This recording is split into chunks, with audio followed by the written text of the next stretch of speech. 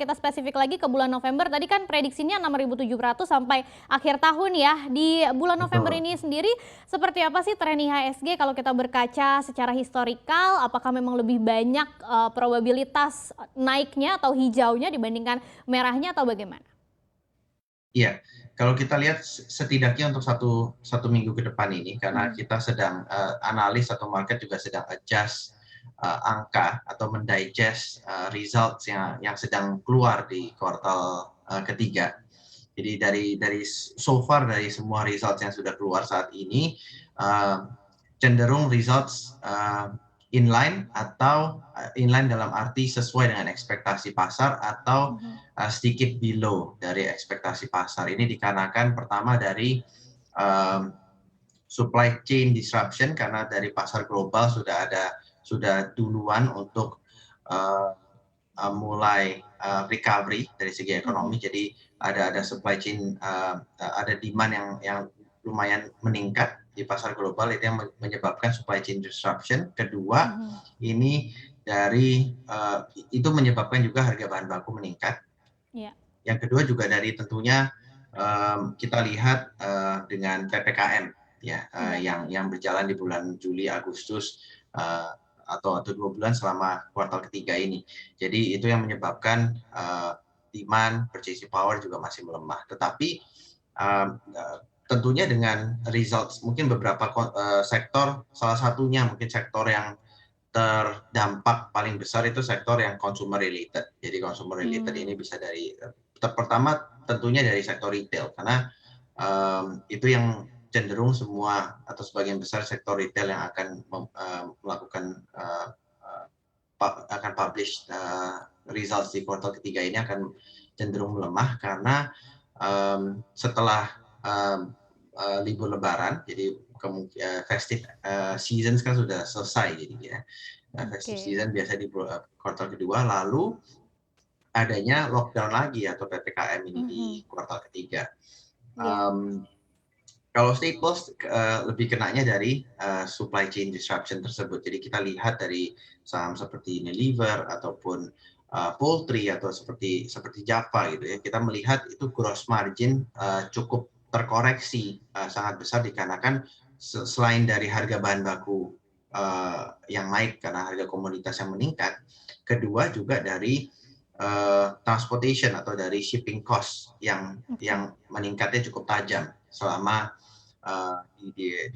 kuartal ketiga ini. Jadi Pak Michael, yang langsung ditanyakan oleh Sobat Cuan sesuai temanya apa aja sebetulnya ya, saham-saham yang kayak gimana sih yang berbau-bau cuan nih di bulan November khususnya Pak Michael? iya, jadi mungkin saya sekalian menjawab Iya. outlook untuk November dan juga Iya. sampai dengan akhir tahun ya. Jadi kalau biasa dengan kuartal 4 ini kita lihat spending budget pemerintah juga akan memang lump sum lebih banyaknya di kuartal 4. Mhm. Lalu kita lihat dengan sekarang reopening play, dalam arti itu dengan kasus Covid yang cukup rendah, PPKM sudah dilonggarkan, aktivitas ekonomi sudah berjalan. Kita lihat memang sektor-sektor yang menarik saat ini itu pertama mungkin dari sektor properti, dari sektor digital dan juga SOE related. Jadi dalam arti SOE related ini bisa dari sektor keuangan dan juga construction. Jadi itu menurut saya pick sektor yang menurut saya akan menarik sampai dengan akhir tahun. Uh, dengan tingginya harga komoditas, menurut saya yakin cukup banyak purchasing power yang enough untuk meningkatkan sektor properti juga. Oke, properti ya, ini jadi salah satu, pilihan dari RHB Sekuritas dari Pak Michael tadi. Tadi juga ada beberapa sobat cuan yang memilih sepertinya, sektor properti ini bisa jadi andalan juga di bulan November sampai akhir tahun.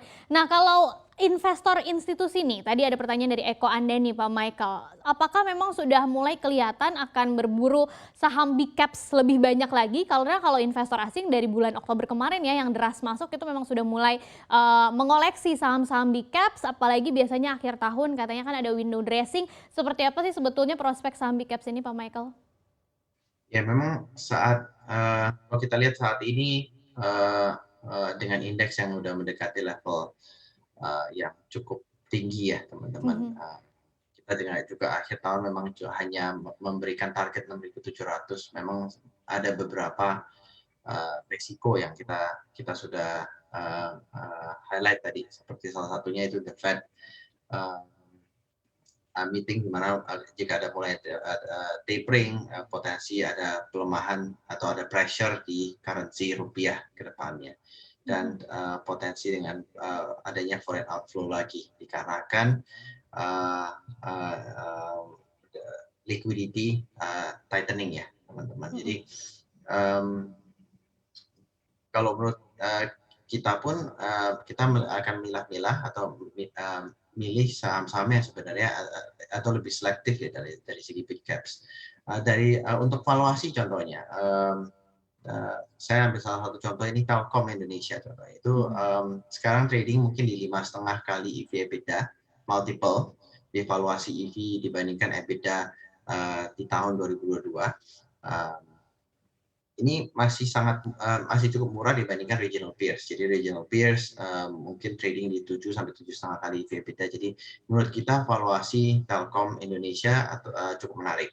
Contohnya itu. Jadi big caps pun kita harus menurut saya harus dipilih-pilih yang dibandingkan dengan regional market yang mana yang lebih menarik. Seperti itu mungkin Bu Eksis. Cerita salah satu sektor yang sudah menarik perhatian publik atau pasar sepanjang bulan lalu ya, karena harga komoditasnya naik sangat signifikan. Secara khusus kita bicara batu bara, tapi udah 2 minggu berturut-turut turunnya sampai 20%. Seminggu kemarin hampir 20%, minggu sebelumnya lagi juga 20% ya. Banyak yang kejebak juga nih karena ada yang memproyeksi masih akan naik signifikan harga komoditasnya. Kalau dari RHB Sekuritas sendiri seperti apa?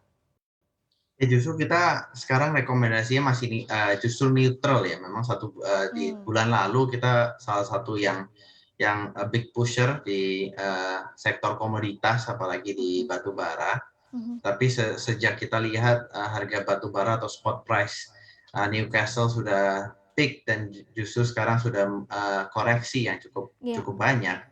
Kita lihat memang outlook sampai dengan kuartal 4 atau sampai dengan akhir tahun dengan adanya winter season di China,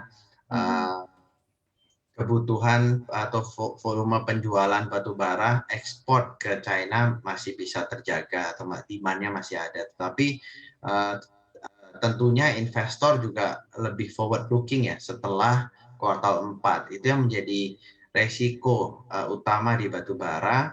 Selain dari penurunan harga spot price, demand-nya juga potensi bisa turun untuk di kuartal 1 tahun depan. Iya, jadi saat ini memang kita rekomendasinya masih neutral atau cenderung profit taking dari sektor batu bara. Kalau untuk komoditas, kita cenderung lebih optimisnya di metal mining. Jadi seperti untuk nikel proxy yaitu di INCO dan juga gold di MTKA. Secercah harapan bahwa prospeknya masih cukup bagus untuk logam-logam seperti nikel dan yang lainnya. Jadi rekomendasinya seperti apa? Kalau yang masih pegang untuk jangka pendek atau jangka panjang atau jangka menengah sebaiknya Pak Michael? Dalam pendek tentunya menengah ya, karena kita lihat kalau metal mining memang lebih ke long game. Apalagi contohnya seperti di MDKA kita lihat dengan adanya mulai tapering atau mulai adanya liquidity yang tightening dari liquidity di monetary policy di Amerika, tentunya gold juga salah satu proxy yang bisa dilihat dari teman-teman. Untuk informasi lebih lengkap dan berita-berita lainnya yang terkait, klik link di deskripsi di bawah ini. Dan jangan lupa juga subscribe channel YouTube kami. Pastikan Anda juga menginstal aplikasi CNBC Indonesia yang tersedia di App Store dan Play Store.